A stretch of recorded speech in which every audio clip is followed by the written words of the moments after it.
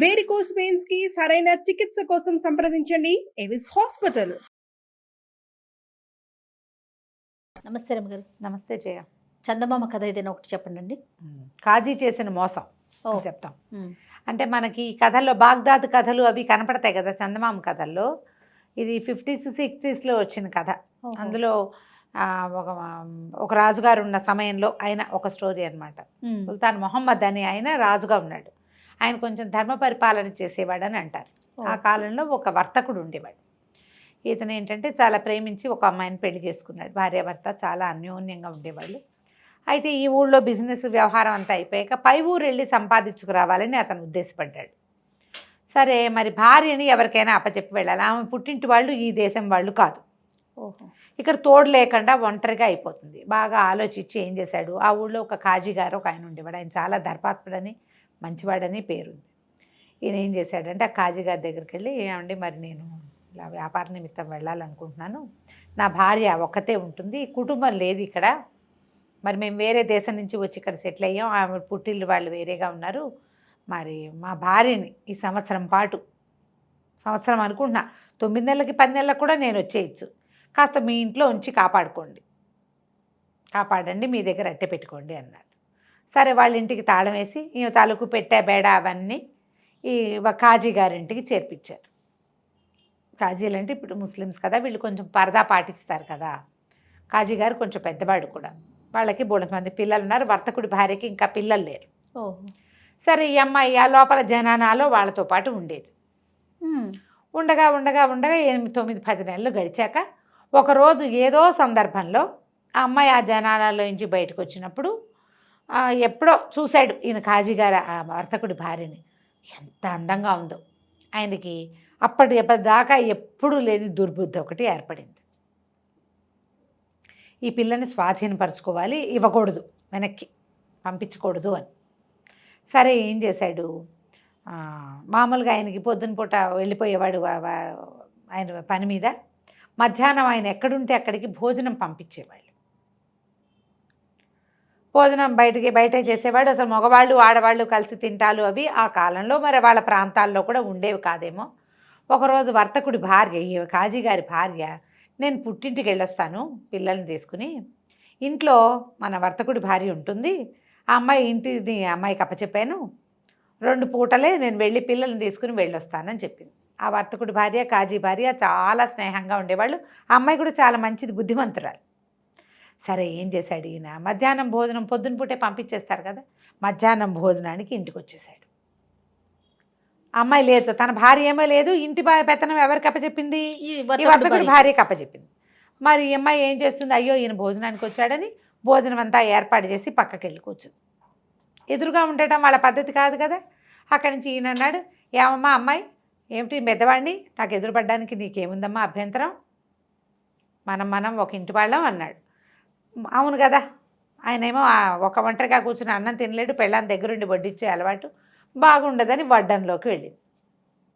వెళ్ళాక ఏమన్నాడు, ఒక్కడనే ఏం తింటానమ్మా, నువ్వు కూడా పళ్ళెం తెచ్చుకో, ఇద్దరం కలిసి తిందామన్నాడు. సరేలే, పెద్దవాడు కదా, ఇన్నాళ్ళు తండ్రిలాగా సంరక్షించాడని ఆ అమ్మాయి అటుపోయింది పళ్ళెం తెచ్చుకోవడానికి. ఓ పాయసం ఏదో చేయించారు, పాయసం కప్పులో ఈయన 2 నిద్ర మాత్రలు లాంటివి కలిపాడు. కానీ భయం వేస్తుంది ఆయనకి. ఎప్పుడూ ఇలాంటి పని చేయలే. ఏనాడు చేయని పని, ఒక కొత్త పని, ఒక తప్పుడు పని చేసేటప్పుడు కాళ్ళు వణికిపోయి భయం వేస్తుంది. ఆ అమ్మాయి కాస్త ఆ పాయసం ఆయన పక్కన కూర్చొని, పక్కనంటే మరి పక్కన కూర్చోలేదు కానీ సాపంక్తిని కూర్చుంది, ఆయనతో పాటే ఇంకో పక్కన పేటేసుకుంది. అది తినేసింది, పాయసం తినేసి కళ్ళు మూతలు పడి ఎంగిల్ చేతితోటే పక్కకు పడిపోయింది. ఇంతలో ఏమైంది, ఈ కాజీ గారి భార్య ఎక్కడికో వెళ్ళింది కాదు, ఆ వెళ్ళిన చోట అక్కడ ఏదో మరణం సంభవించింది. ఆవిడ పిల్లల్ని వేసుకుని వెనక్కి వచ్చేసరికి తలుపు కొట్టింది. పిల్లలు భార్య సందడి వినపడేసరికి ఈయన హడిలిపోయాడు. ఈ పిల్ల తనతో అన్నం తినటం ఓ తప్పు, ఆడమగా వేరే వాళ్ళ భార్యతో కూర్చుని అన్నం తింటంతో స్పృహ తప్పి పడిపోయింది. మాత్ర పనిచేసింది, ఏం చెయ్యాలి. అక్కడి నుంచి ఏం చేశాడు, ఈ అమ్మాయిని లాక్కుపోయి సామాన్ల కొట్లో వేసేసాడు. కాళ్ళు చేతులు ఉనికిపోతున్నాయి, ఆయనకి భయం వేసేస్తోంది. ఎవరు రాకపోతే ఏం చేసును, మేబీ ఏం చేసేవాడు, ఏం చేద్దామనుకున్నాడు, ఏదో ఈ పని చేసేసాడు. ఆ తర్వాత ఏం చేయాలనేది ఇంకా ఊహించలా. కొంప మునిగిపోయినట్టు ఆ అమ్మాయి కాస్త వచ్చేసి అక్కడి నుంచి తలుపు తీశాడు. బానిస పిల్లలు ఎవరో ఉండే వాళ్ళ ఇంట్లో వాళ్ళని పంపేశాడు.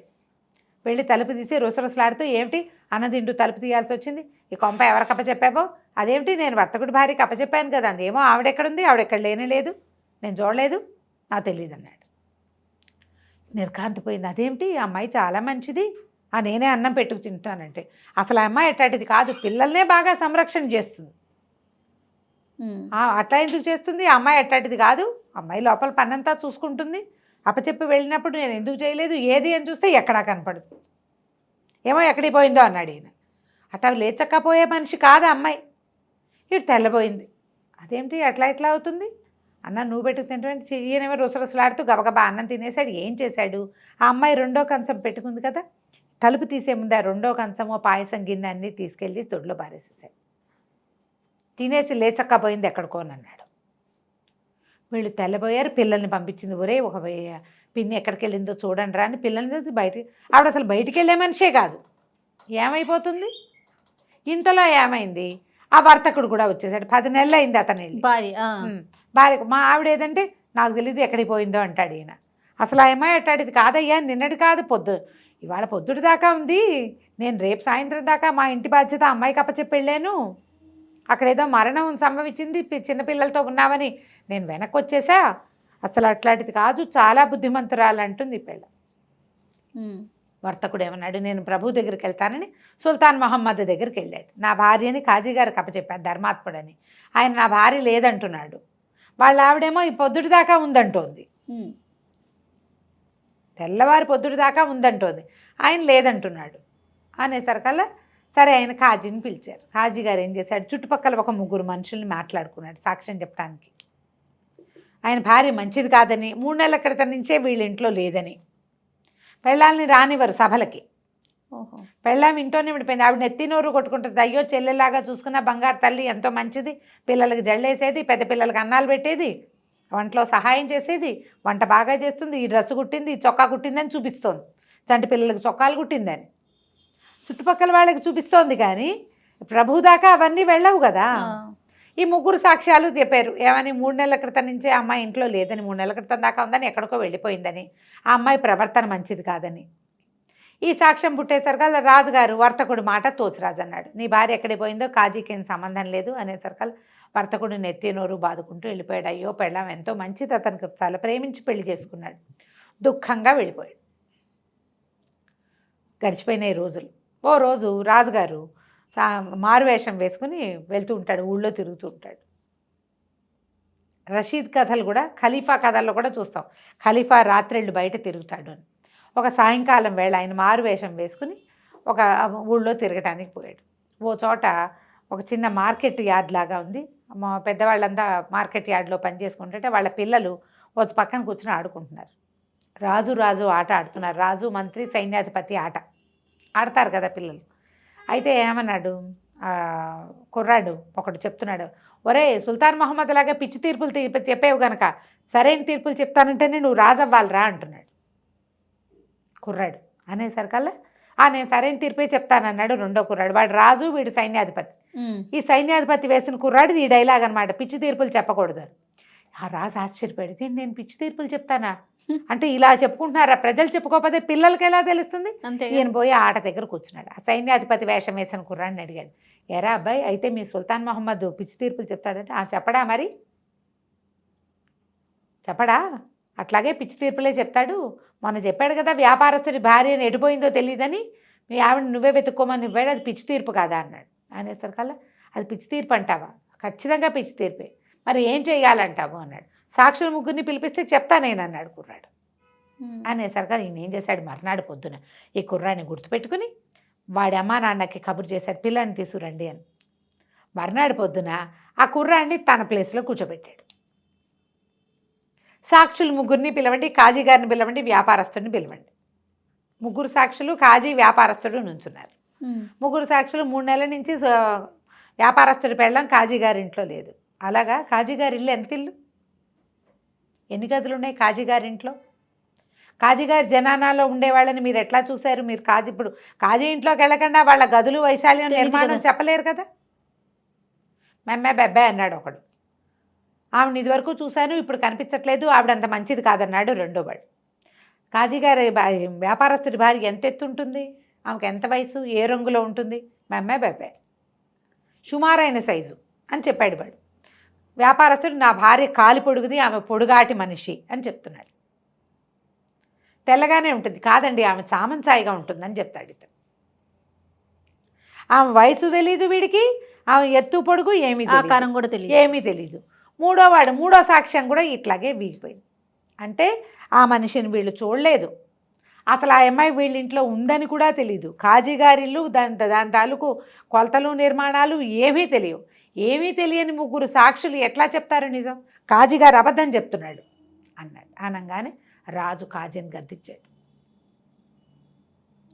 ఒక మనిషి తన భార్యను మీ ఇంట్లో న్యాసంగా ఉంచితే ఆ అమ్మాయి వివరాలు తెలీదా నీకు, 3 నెలల క్రితం ఎలా వెళ్ళిపోతుంది? ఈ లోపల కాజీగారి భార్యను సాక్ష్యాన్ని పిలవాలన్నాడు కుర్రాడు. ఆవిడని పరదా వేసి పిలిచారు. ఆవిడ లబో దిబోమని ఏడ్చి సొంత చెల్లెలాగా చూశాను, నేను వెళ్ళే రోజు పొద్దున కూడా మా ఇంట్లో ఉంది, చాలా మంచిది, అందరికీ చెప్పింది కదా, బట్టలు కుడుతుంది, అవి కుడుతుంది, ఇవి కుడుతుంది. ఆ అమ్మాయి ఎంత ఉంటుందంటే సామంసాయిగా పొడుగ్గా ఉంటుంది, 24-23 సంవత్సరాల వయసు, ఇంకా పిల్లలు కలగలేదు. ఇవి చెప్పింది ఇతని వ్యాపారస్తుడు చెప్పింది సేమ్. కాజీ అమ్మాయిని ఏదో చేశాడు అని చెప్పాడు కుర్రాడు.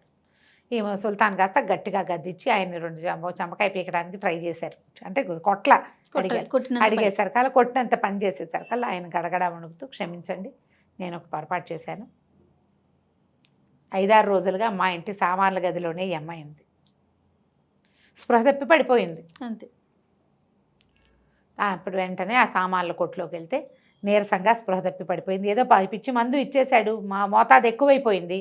ఆ అమ్మాయి అలాగే నా 5 రోజుల నుంచి కోమాలో ఉన్నట్టుగా అక్కడ పడింది. ఆ వేసిన మాత్రలకు విరుగుడు ఏంటో కనుక్కుని ఆ విరుగుడు మందు తాగిచ్చి ఆ వ్యాపారస్తుడి భార్యని అతనికి అప్పచెప్పారు. కాజీగారు చేసిన మోసం ఇలా బయటపడింది అన్నమాట కుర్రాడి తీర్పుతోటి. మరి కాజీ గారికి శిక్ష పడిందా లేదా? శిక్ష పడింది. ఆయన ఆస్తంతా వీళ్ళకి అప్పచెప్పి ఆయన్ని ఊర్లోంచి బయటికి పంపించేశారు. అప్పుడు అట్లా చేసేవాళ్ళు. ఆయన భార్య, ఆయన పిల్లలు, ఈ లెక్క లేదు, ఈ లెక్క లేదు. ఇది ఆ చందమామలో వచ్చిన కథ. చాలా బాగుంది రమ్మగారు. నమస్తే. నమస్తే.